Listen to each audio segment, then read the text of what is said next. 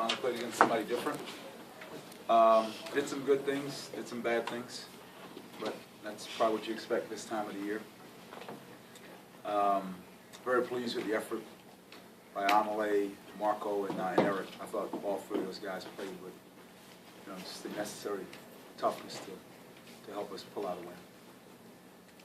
What you liked about Marco? He's good. Yeah. He's a good player. He just seems very polished. Yeah, he's a veteran guy, and it's this is not like AAU bashing or USA American basketball bashing, but one of the things that occurred to us early in practice is that he's never really played a game that didn't mean anything.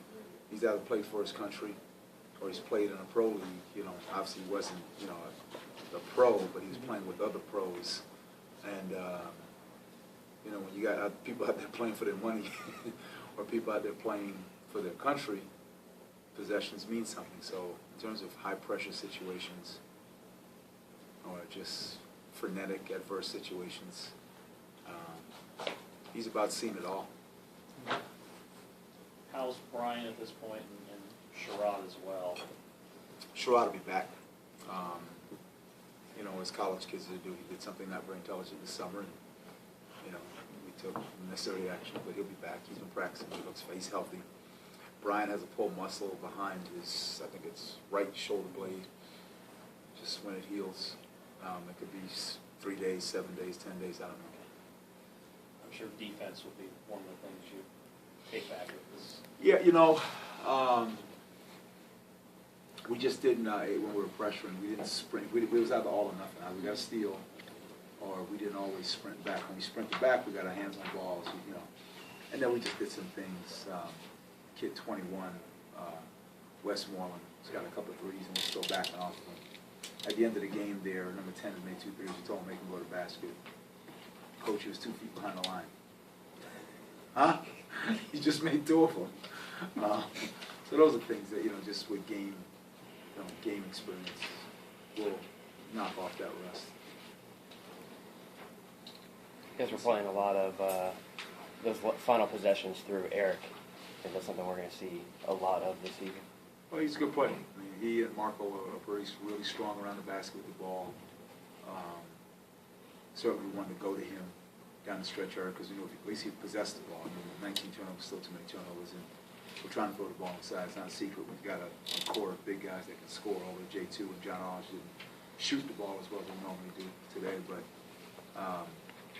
we're going to find when we watch the tape, a lot of those turnovers came because we weren't strong coming to the ball. Right? One of the things I talked to Eric about in the offseason was turnovers. I'm glad to see he had 0 turnovers today.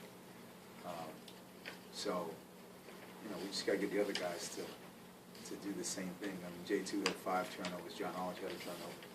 It's unacceptable.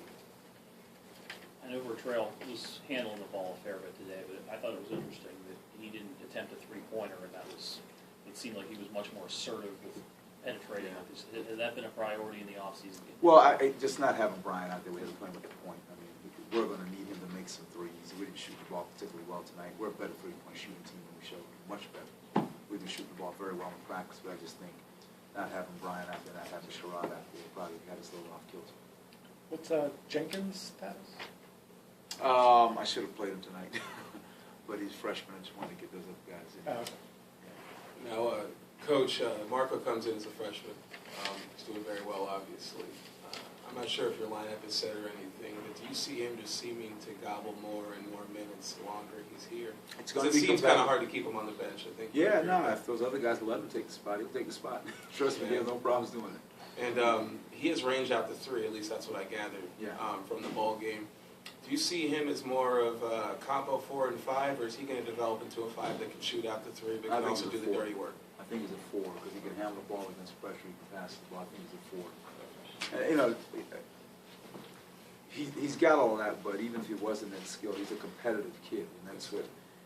When I look at our team, and I think our team is a good team, I really do. I think we're a very good team. I think we have a chance to have an outstanding year. But if there's one thing I think we need to raise is our level of competitiveness, because when you have a team like this, if you don't compete, you're not going to play. It's just that simple. I mean, everybody sat today and saw, Anale basically fight his way into the start lineup. And trust me, he's not interested in giving it back to anybody. So Yes, sir. based on what he did today, he's going to start when we go to our next competition. Do you think that Bowie State, because they play in the CIAA, you know, they don't typically play in a setting like this, so to speak.